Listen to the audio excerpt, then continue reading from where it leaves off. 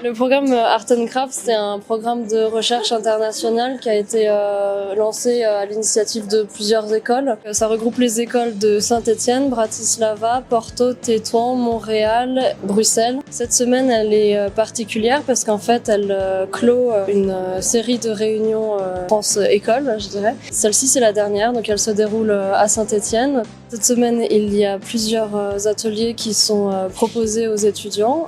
L'atelier batik, l'atelier bijoux, l'atelier de peinture sur paravent, l'atelier émo de Longwy, donc on a la chance d'avoir une personne qui vient de cette manufacture. Il y a l'atelier lithographie et il y a aussi l'atelier tufting.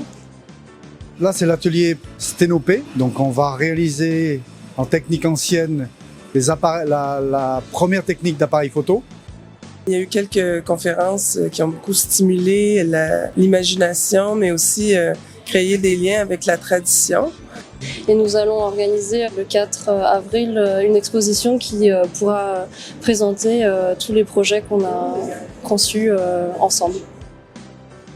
Et le fait de se rencontrer de manière internationale entre enseignants, praticiens, designers, artistes et étudiants, ça nous permet de questionner quelles sont les pratiques aujourd'hui artisanales, nos savoir-faire, et puis de se poser la question de qu'est-ce que c'est aujourd'hui de faire de ses mains. Experiment and experimentation, because I think that it is the world that expressing how the situation in arts and crafts, it is the world that metaphorically expressing how we are trying to find new solutions and pushing the boundaries in these fields and mixed all the medias and all the countries and perspectives together. Et de présenter un visage avec une certaine humanité d'Arts and Crafts aujourd'hui et du retour donc vers l'artisanat et vers les apports qu'il peut faire à l'art et au design aujourd'hui. Je crois que l'activité qu'on fait, c'est une formation entre l'apprentissage du métier et l'apprentissage de la technique, du faire, mais en même temps c'est de l'expérience, le ressentir.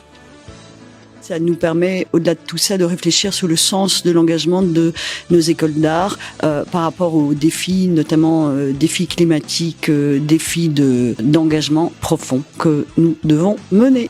On a pu goûter à la création, processus de création, en collectivité. Puis on a vraiment apprécié de pouvoir travailler ensemble avec découvrir aussi les étudiants qui étaient sur place.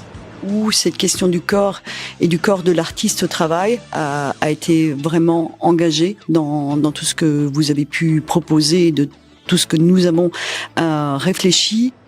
Et alors, c'est un processus fantastique qui mène à des surprises et ouais, c'était assez impressionnant. Et oui, il y a des échanges entre étudiants, entre pays. Et ça reste relativement court, mais c'est assez intense, quoi. C'est une semaine qui est très intense au niveau pratique et au niveau échange, quoi. Faut jamais oublier que tout atelier qui travaille autour d'un thème, d'une technique, etc., c'est une étape du processus de création. L'étape la plus importante, c'est celle où on prend un café.